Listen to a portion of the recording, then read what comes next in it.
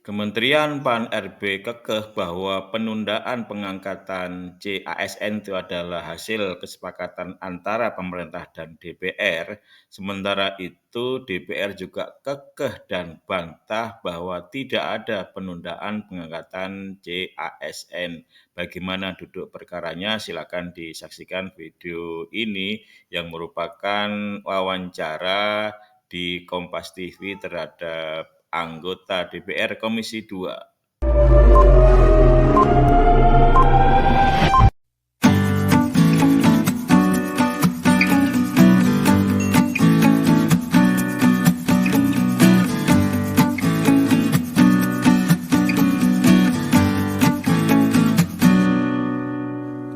Setelah menuai polemik, DPR kemudian menyebut bahwa penundaan pengangkatan CPNS dari Kemenpan RB salah tafsir. Lalu bagaimana yang sebenarnya? Kami bahas bersama Zulfikar Arsesadikin, Wakil Ketua Komisi 2 DPR RI fraksi Golkar. Bergabung juga Johermansyah Johan, Guru Besar IPDN yang juga Dirjen Otonomi Daerah Kemendagri 2010-2014. Dan kami juga sudah mengundang perwakilan dari Kementerian Pan RB tapi tidak mengonfirmasi kehadiran hingga malam hari ini. Selamat malam Pak Zulfikar, Pak Jo. Selamat malam Priska, selamat malam Bang Johermansyah. Selamat malam Pak Zul. Selamat malam, saya ke Pak Zul dulu. Jadi sebenarnya waktu itu apa saja yang jadi pembahasan dalam rapat sehingga Menpan RB menyebut waktu itu menunda pengangkatan CPNS dan P3K. Ini kan sudah disepakati di DPR, tapi belakangan muncul pernyataan bahwa sebenarnya tidak ada arahan penundaan. Meskipun itu sudah disepakati bersama oleh DPR dan juga pemerintah. Gimana Pak Zul? Begini Priska, kelihatannya memang ada perbedaan dalam memahami teks hasil kesimpulan rapat itu ya. Kalau kita anggota DPR khususnya di Komisi 2 itu memahami waktu yang kita berikan menyelesaikan pengangkatan pada bulan Oktober 2025 untuk CPNS dan Maret 2026 untuk CP3K itu merupakan batas akhir ya. Batas akhir. Jadi selambat-lambatnya tidak boleh lewat dari bulan tahun itu gitu. Nah, namun kelihatannya BKN sama Kemenpan RB punya pemahaman lain. Gitu. Mereka memahami dimulainya.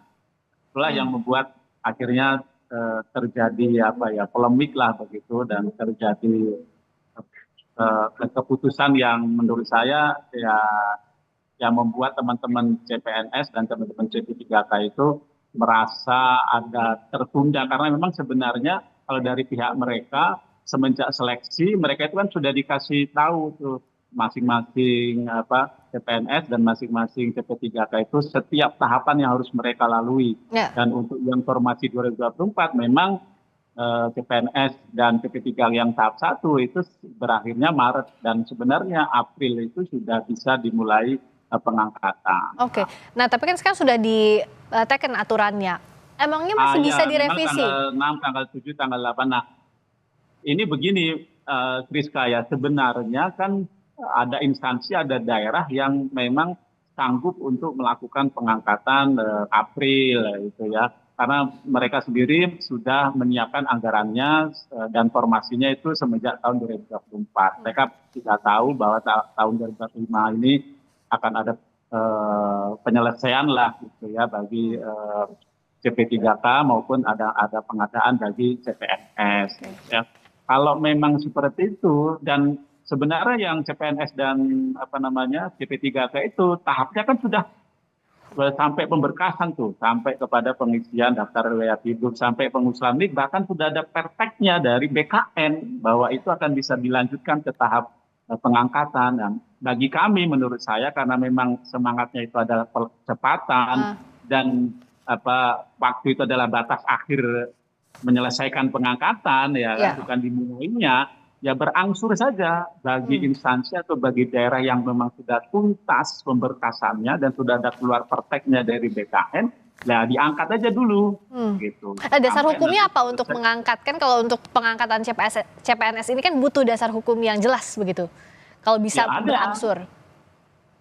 Sebenarnya kan undang-undang sudah ada ya kan, undang-undang ASN terakhir 20/2003. Lalu peraturan menteri, keputusan menteri, ya, termasuk keputusan kepala BKN itu tahapannya kan sudah ada semua. Terakhir akhirnya mereka memutuskan atas dasar pemahaman mereka terhadap kesepakatan kita itu seperti itu. Nah, menurut kita ini kan banyak juga PNS, calon PNS maksud saya, itu kan yang sudah nggak bekerja lagi karena berharap betul 1 April atau 1 Mei mereka bisa. Sudah Lalu yang diterima, betul. lalu CP3K sendiri itu ada juga yang dari instansi, dari KL, dari daerah itu yang sudah diputus kontrak, walaupun memang sebagian juga masih ada yang bekerja dan digaji, ya kan. Ya. Nah, untuk seperti itu bagaimana? Makanya saya bilang tadi, bisalah itu dipertimbangkan kalau memang sudah selesai pembekasannya, sudah ada perteknya dari BKN, ya diangkat saja. Oke. Nah, Nanti sampai dengan bulan Oktober sampai dengan bulan Maret selesai semua. ya, kalau tadi DPR bisa bilang bahwa ya diangkat saja berangsur sampai Oktober 2025 itu batasnya Pak Jo, tapi agar pelaksanaan di lapangannya tidak ada keraguan-raguan sementara sudah diumumkan sebelumnya bahwa akan diangkatnya Oktober 2025, semestinya seperti apa secara aturan untuk mengkelirkan ini Pak Jo? Oh ya gini, jadi kan patokannya Menpan RB itu persetujuan dalam rapat dengar pendapat ya dengan RDP dengan Komisi 2, dan tadi kan kita sudah sama-sama dengar Komisi 2 lewat Pak Zul mengemukakan bahwa batas akhir itu untuk pengangkatan Oktober bagi CPNS dan batas akhir pula pengangkatan untuk CP3K. Ya, harusnya ini yang dipegang sebagai pedoman dan patokan oleh Menpan RB. Kalau enggak ini Menpan RB ini cara kerjanya amatiran nih Pak Zul. Jadi bukan cara kerja profesional. Nah, kasihan itu dampaknya personal dan dampak institusional. Personal adalah mereka yang tadinya sudah berharap masuk di bulan April, di bulan Maret, di bulan Mei dan seterusnya ya secara bergelombang dan bertahap. Seperti biasanya seperti itu. Ya. Standarnya kan dulu pengangkatan zaman Pak SBY, zaman Presiden Joko Widodo juga gitu. Jadi nggak mau ada model hasil pengangkatan CPNS serentak gitu loh. Kayak ini seolah-olah ini mau diserentakin bayangannya ke semuanya serentak diangkat Oktober 2025 CPNS. Dan Artinya perlukah ada klarifikasi segera, konferensi pers, pernyataan pers misalnya agar jelas untuk seluruh instansi baik itu di pusat maupun daerah antara Kemenpan RB dengan DPR atau pihak terkait Pak Jo? Ya, saya kira perlu sekali karena clear sudah dari Komisi 2 penjelasan Pak Zul tadi dan juga saya baca di headline Kompas hari ini ya.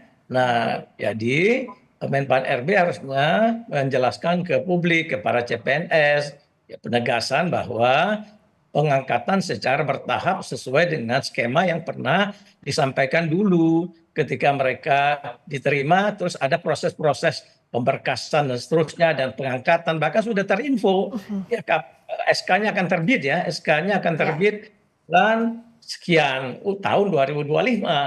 Jadi kalau ini digeser ke Oktober itu dampaknya serius kepada personal tadi dan kepada institusi karena institusi memerlukan orang-orang itu. Tadi Pak Zul sudah mention bahwa ini ada yang sudah di stop ya. Diberhentikan kontraknya. Nah, lalu siapa yang kerjakan kerjaan itu? Jadi harus betul-betul dibereskan. Mungkin minggu depan kita tunggulah ada jumpa persnya Menpan RB ya, Mbak. Ya, apalagi kan kalau tadi ada jedanya dari bulan ini sampai Oktober itu masih 7 bulan, sudah ada yang keluar kerjaan seperti yang kita diskusikan, termasuk juga ada kerjaan-kerjaan yang semestinya sudah dikerjakan oleh PNS baru. Nah, bagaimana Pak Zul, DPR untuk menyelesaikan ini, untuk mendorong Kemenpan RB menyelesaikan ini sebelum berikutnya kan masa reses lagi. Jangan sampai nanti tertunda lagi. Ya bagian dari penyelesaian ini kita ikut menyuarakan ya. Kemarin saya udah beberapa media menyatakan sama dengan yang di Kompas ini. Nah, kalau memang mau kita panggil lagi Kemenpan RB BKN ya kita perlu rapat lagi dengan pimpinan, dengan Kapoksi, dengan anggota Komisi 2. Nah, kalau memang harus hasil keputusannya harus kita panggil ya kita panggil lagi ya. Yang jelas sih kita minta agar mempertimbangkan betul apa yang sudah berjalan ya diselesaikan saja, jangan sampai ditunggu karena memang pemahaman kita itu batas akhir ya, sekali lagi itu batas akhir penyelesaian. Menyelesaikan kan kalimatnya seperti itu ya, tadi kan ditampilkan itu menyelesaikan pengangkatan pada bulan menyelesaikan ya. Kalau menyelesaikan berarti kan kita memahaminya itu batas akhirnya. Supaya mereka juga yang CPNS maupun yang CP3 itu makin mendapatkan kepastian karena memang selama ini mereka memahaminya juga demikian karena memang tadi Bang Jo Hermansyah bilang terinformnya seperti itu memang sebelum rekrutmen itu sebelum seleksi kan mereka sudah dapat tuh tahapannya sehingga mereka memahami sekarang ini kan ada penundaan ya. Nah, oleh itu saya minta agar Kepala BKN sama Menteri Pan-RB itu mempertimbangkan bertahap saja. Kalau memang sudah selesai pemberkatnya dan sudah banyak daerah contoh Pariaman itu sudah melakukan pengangkatan, lalu Jawa Barat itu sebenarnya sudah 95% ya pemberkasannya, bahkan perteknya sudah keluar. Nah kalau yang sudah seperti itu menurut saya alangkah baiknya langsung aja dikeluarkan pengangkatannya. Berikutnya kalau ada lagi yang sanggup begitu ya lakukan seperti itu, kecuali ada 15 daerah yang masih ada penundaan dalam seleksi kompetensi bidangnya. Nah itu kita maklumi. Tapi sekali lagi bagi yang sudah tuntas pemberkasannya, sudah ada perteknya, ya sudah diangkat aja bertahap sehingga selesai Maret, selesai Oktober gitu. Ya, berarti Pak Jo sekarang bolanya ada di BKN, ada di Pan-RB menurut Anda agar ini tidak menjadi polemik, tidak ada kekhawatiran oleh terhadap para CPNS yang sudah semestinya diangkat? Ya mudah-mudahan Kemenpan RB sama Bang Jo ya, sorry. Silakan Pak Jo. Pak Jo, gini, memang dipanggil lagi aja untuk klarifikasi karena ada perbedaan tafsir.